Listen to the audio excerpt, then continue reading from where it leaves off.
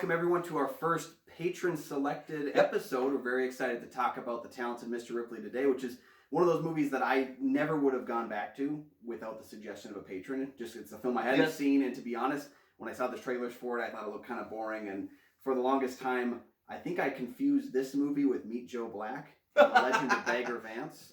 And I know part of it is that I'm pretty sure as a child I thought Matt Damon and Brad Pitt were the same person. So as a kid, so I'm very excited to finally talk about this movie because, again, it's a completely out of left field choice that I would not have selected. But that's why we have the patrons, and that's one of the reasons I love about the patrons. Today we're going to talk about The Talented Mr. Ripley and see how talented he really is. Yeah.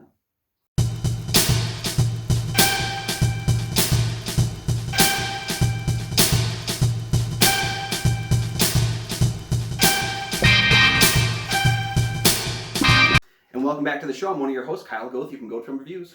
I'm Nick from the St. Paul Filmcast, and like we said, this is a Patreon request show, so you get to tell us what to do and get to watch. This wasn't something we would actually select ourselves, but since the Patreon person selected it for us, we're going to talk about The Talented Mr. Ripley. Absolutely, yeah. So it's set in the 1950s.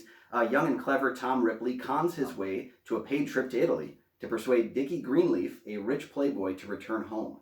But after Tom gets a taste of the finer things in life, he finds that he doesn't want to give them up, and he will do anything to hold on to his newfound status. Okay, so this is actually based on the book by Patricia Highsmith. Mm-hmm. She wrote this book after the successful book called Strangers on the Train, where Alfred Hitchcock directed. Alfred Hitchcock said it's one of his favorite stories ever to do on film, and enticed Patricia to write more stories similar to Strangers on the Train. This is kind of why this looks and feels and has the texture of what Alfred Hitchcock suspense thriller as well. And she always regarded that maybe Alfred Hitchcock would do this book, and he never got the chance, never an opportunity, or never had really interest. We don't really know why Alfred Hitchcock never, after suggesting do more stories like that, he never picked up to do this film. Yeah, and there's a frustrating kind of, you know me, I like franchise stuff, so I like to figure it out. Yeah. There are 5 adaptations of 3 of the 5 books in this series from Patricia Highsmith. Yep. And none of them are related at all. And it's like the most mind-bogglingly confused. I tried to make sense of it all when I knew we were talking about this. I was like, do I have to watch any of the other movies before? Like, was there anything I need to know before going into this? And like breaking down that there are 2 adaptations of The Talented Mr. Ripley. There are 2 adaptations of Ripley's Game. And then there's this other second book that was adapted with Barry Pepper in the role. And it mind-boggled me. So I was really thankful that I learned that this is just a standalone movie on its own. At the time, it came out in December of 1999, so it definitely was going to be Oscar bait. And you can put that in the movie. And it discovered Jude Law. I would say this movie has, one of the key elements is perfect casting. I agree, because when you look at the people that were being talked about to play Tom Ripley, it was Tom Cruise and I think Leo DiCaprio were the 2 guys that were being kind of looked at. And it wasn't until Anthony Minghella, the writer-director, saw Good Will Hunting that he saw Matt Damon. And I think looking at those 3 actors, nothing wrong with the other 2, but I do think Matt Damon fits the role well. Of looking good with nothing inside. Yep. So if you didn't know about Tom Ripley and the story, the concept is pretty much all the characters in this, even like Jude Law's character, even Freddie Phillips, they're empty. They're shell of people. They're really nothing inside them. And they're kind of constantly looking for something to fill that need. And of course, Tom Ripley is looking to fill that need with other people that are empty as well. That's true, yeah. It's all rich people behaving badly, which is one of those subculture, films that you kind of want to see all the people punished because you're not rich. Oh, I'm vacationing in Italy, and you should come with us. And, I got some serious Metropolitan vibes watching this. Yes! I mean, very different executions and how they were done, but I could just see this kind of rich, society type people that have so much money, so much wealth that they don't know what to do with it, and that's when they kind of resort to being bad people. And really, Tom Ripley is a character. Yeah, he is kind of a shell of a human being. He has no emotion. He has no personality. He borrows from other people. Well, and even the parts of him, you get this sexual vibe that he gets with some of the characters in the film, and you're not sure if it's actually there or if it's just another persona that he's bringing out. Right. Yes, because there's a lot of homoerotic tendencies in this. It's very downplayed. I mean, you play chess and he's in the bath, for God's sakes, and he has a cigarette and everything, Jude Law does.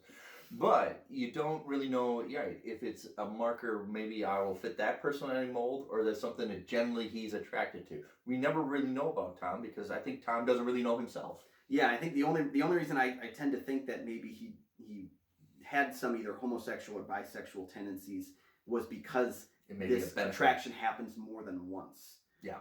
Even to the Jack Davenport character. Yeah, but at the same time, it also seems to happen to every young, attractive male. So maybe he understands that that's something he can use. I don't know. Like that's the frustrating thing about Tom Ripley is, again, like, he's a bad person, but you root for him.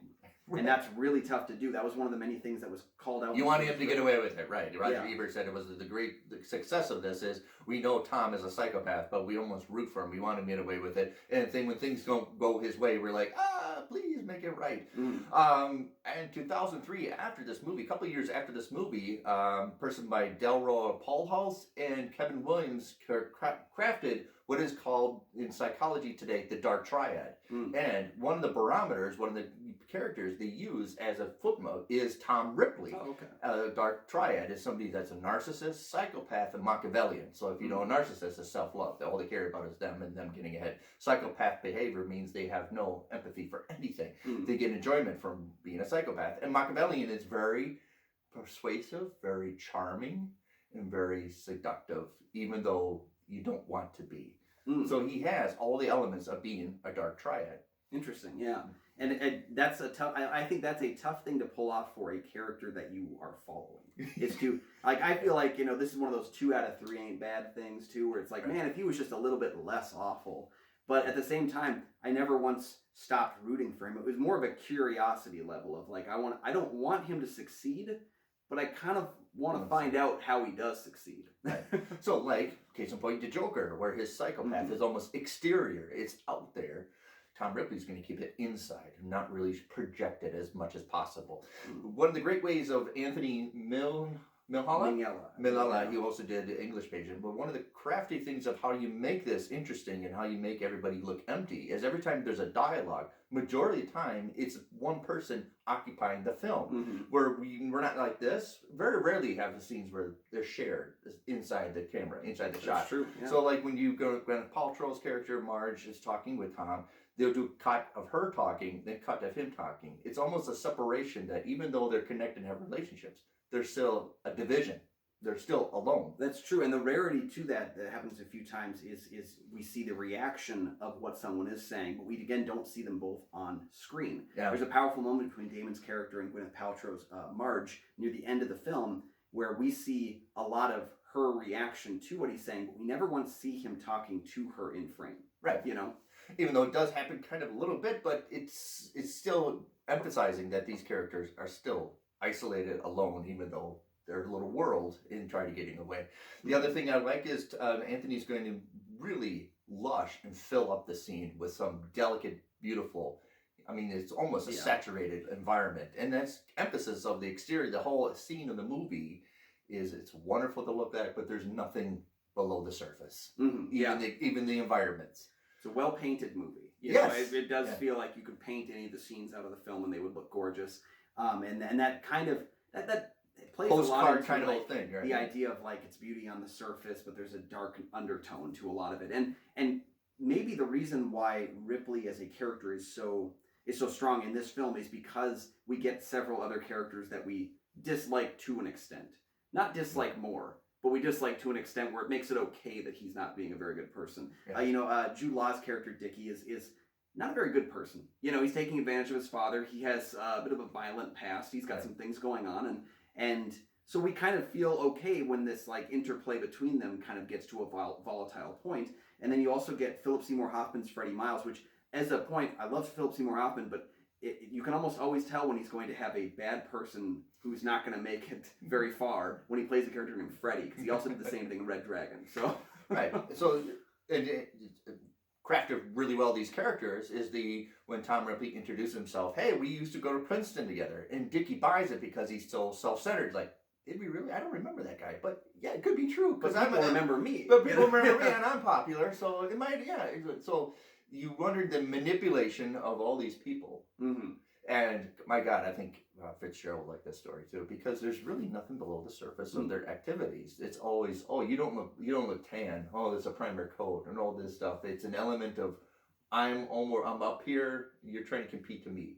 So it's almost a race of reactions rather than being genuine. Yeah, and I see it as a system of classes and lies, where it's less about how much money you make, but how much can you lie to enter the class that you deserve to be in. Right. You know, he's never once. I mean, has anyone in this movie actually worked? I don't think I remember anyone actually doing a day of solid work in their lives. And they're still complaining. Right. So I get that, like, not working is my thing, but going to a jazz film festival is work for them. Yes, that's true. Yes.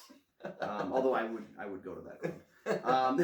But majority of the scenes are shot waist up. There's nothing, and that's kind of what Anthony's trying to establish, and we're trying to, again, going to hit you over the head with, is there's nothing below the surface of what we're seeing here. There's really no, what they do with the activities is not interesting.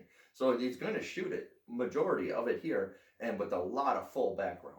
It's very busy, the background. Yeah, it's less about what's happening on screen and more about what's happening in Ripley's mind, as these things are unfolding. Because this is one of those classic examples of every story's been told. It's how you tell it. But this, to the point of, I think even how you tell it is similar to a way we've seen a lot of these stories told. So it's not like unique in any of those ways. But what's fascinating about it is because the uniqueness is Tom placed in the story, different from most other sociopathic people. Right. And he's what adds to the film. It's interesting because so many elements are things we've seen before in so many other movies and stories. But Tom is the outlier. He's the changing force. Right, because without Tom, this would probably continue on with that core group. Well, and any other con man that enters into this situation would have played their cards extremely differently. And I think that's the only thing that separates this film from a lot of other movies. And that's not to fault the film at all, actually. I was surprised by how engaged I was with the film at roughly the 40-minute mark. I felt like it took me a few minutes to kind of fall into place because I felt like I knew where it was going. And for most of the film, I knew where it was going. Yeah, but that didn't stop my fascination with watching it play out. One of the interesting things about Tom, and it's a well-written character, is even though he's a liar, manipulator, and he doesn't really have any kind of identity, he pretty much is honest. I mean, he straight up tells Dickie, "What are you?" "Well, I'm pretty much a lying, thieving con artist. That's my talent, right?" He tells him, and Dickie's like, "Wow, continue to hang out with me, man." And that's my favorite part about the movie is that Tom seems so unfazed by some pretty poor planning as a con artist. He doesn't really plan. You know, he doesn't. No, that's one of the traits of a psychopath. When you mentioned the Joker, I really thought about that. I was like, this reminded me of the Joker. When I was at that Joker movie with Joaquin Phoenix, I remember the uncomfortable laughter that I had. You'd hear someone in the audience laugh, and you'd hear them almost like apologize to themselves because this isn't funny. And that's kind of how this film made me feel. It made me feel that level of ickiness, not to the extent of that Joker movie, but definitely I felt this level of ickiness where it's like I shouldn't be enjoying this. Right. So like it shares a lot of traits we have with a psychopath, which is really poor planning, can't shut the hell up, constantly talking, constantly thinking he's smarter, clever, and more everything than anybody else around him. He thinks he can talk his way out of any instigation, as well as constantly playing himself the victim. "Why are you coming after me?" "Well, because you are the murderer." Right, yeah. You're describing. But also, he's very charming. I mean, Kate Blanchett sees him, and he's a complete stranger, and he still has the urge to go and say hello. Yeah, that's the man. Let's go to the opera. It's so weird. It's uncomfortable because you know that, like, from moment one he is lying. We see that at the end of the opening credits. He's not even the person he claims to be in the opening when we were introduced to him.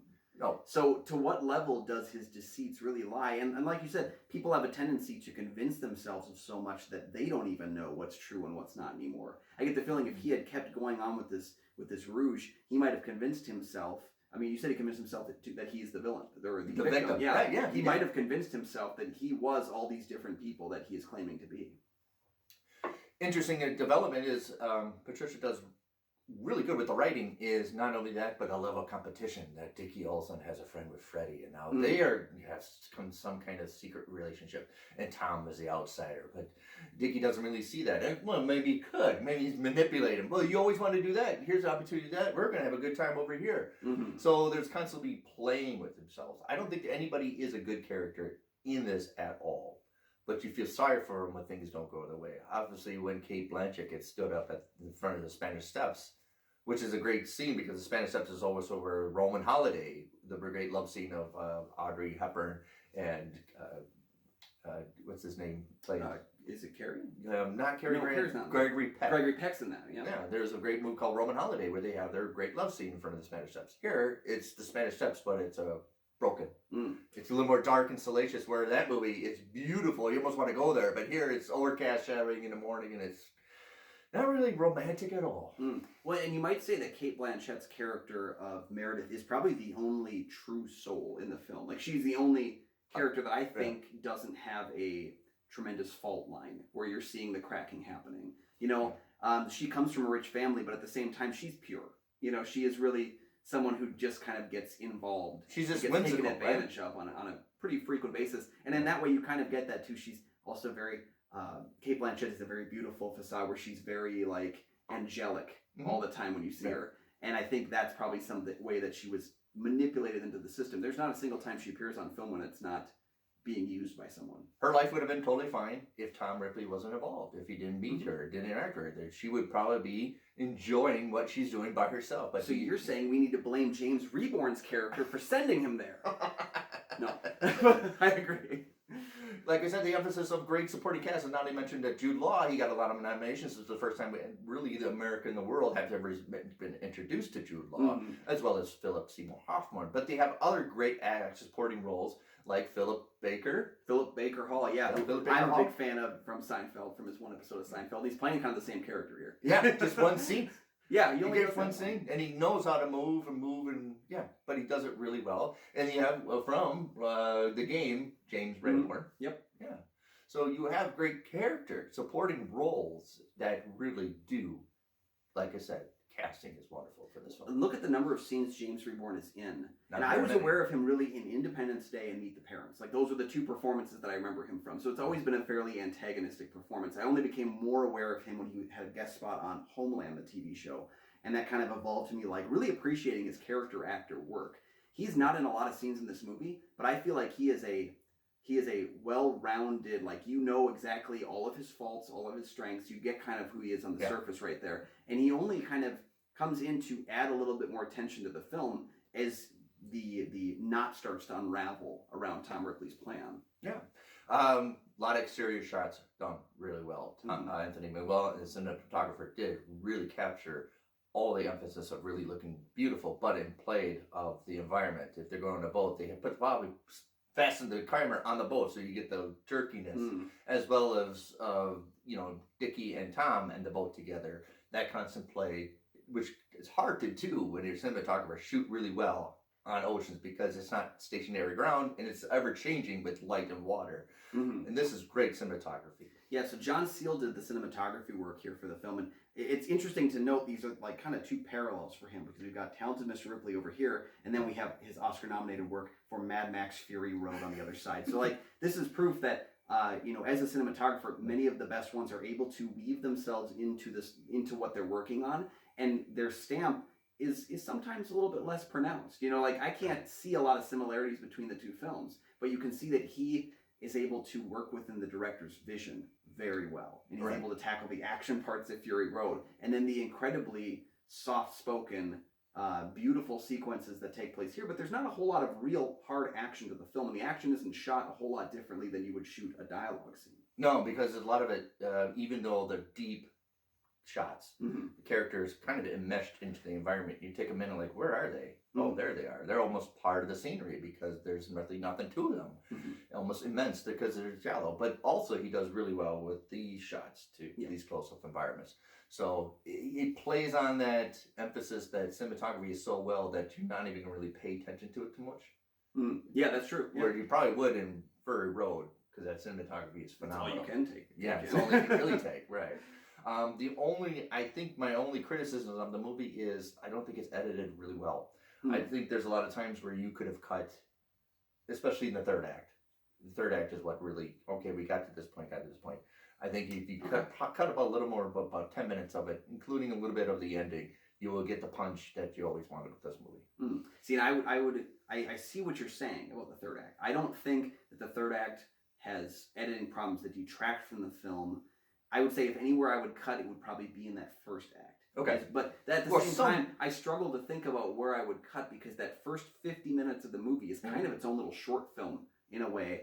And Well, I we don't need know that. where I We need would that. want to chop it. You Right, know? but we need that to emphasize that Tom, there's nothing to him. That code is not his code, Mm-hmm. and that starts the whole story. We need that emphasis. Yeah, my only real detractor of the film was the absolute ending of the movie, because I don't think the story is done when the credits start rolling.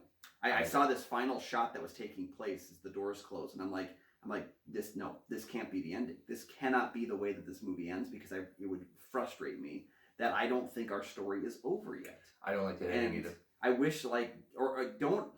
I'm trying to skirt around it here, so if I give you slight spoilers, I'm sorry. This is a good time to stop the video, go watch it, and then come back. But there is an introduction of a character we've seen that comes in again at the end of the film that I think either finish that interaction or don't include that character. Right. Which will kind of tell you what our ending is. Either it's a good ending for our main character or a bad ending for our main character, but we're left with just kind of an ending. And it doesn't really feel closed. It doesn't feel like an ending. It feels like I was just going to stop. Yeah. And that's really what leads me to believe that there must be a sequel. And right, because you've done so well to introduce Tom. And I mean, when he's at the opera, there's certain, you break up the whole face. You don't see his whole face, so you know there's something in the beginning of the movie. You get pieces, and that shows that there's really, he's half of a person or less than half of a person. There's nothing really there. And ending, I'm trying to think, they're trying to go back to that, but it kind of fumbles. Yeah. Yeah. And I think that's what the main criticism of the movie is I think it lulls a little too much at the third act. You think it's the first act, and the ending, it just, that's it? Yeah. I remember in the theater, that's it? Jeez, what the hell? Yeah, I really felt there was some other surprise that was on its way. Because again, a lot of these things were things, when this character that shows up near the end of the film does show up, I remember thinking, oh no, I completely forgot about this character. This is one I didn't think about this possibly happening. But then it ultimately doesn't mean much to the story, because they leave us in a place where we're to assume that we know how it's going to end. But I'm never really been a big fan of that. Give me an ending to your story. I absolutely agree. Overall, have you seen The Talented Mr. Ripley? This is a Patreon request. If you want us to continue, if you have some movie ideas that you want, you could also join the Patreon too and give some requests as well. Absolutely. Thank you again to Brian Eggert for suggesting this video. Brian, this is not a film I would have gone back and watched, so I really appreciate your choice here, because again, this is not one that I would have picked, but I'm really happy I did, because I bought the movie. So I will be watching it again. So thank you for that. Thank you for that loss of $5 to my account, and the other movie that will sit on my shelf now, and I will watch it again, because I really do appreciate that. So thank you guys for joining us for this episode. And remember, as Nick said before, subscribe, check out that Patreon, and you can choose movies as well that we'll be talking about on the show, including this film that, fun fact, inspired Tommy Wiseau to make The Room. Anywho, that's all we have for us today. Guys, you can find all my film reviews on goatfilmreviews.com. You can find the St. Paul Filmcast anywhere you find podcasts. Check it out. Yep, and we are who we say we are.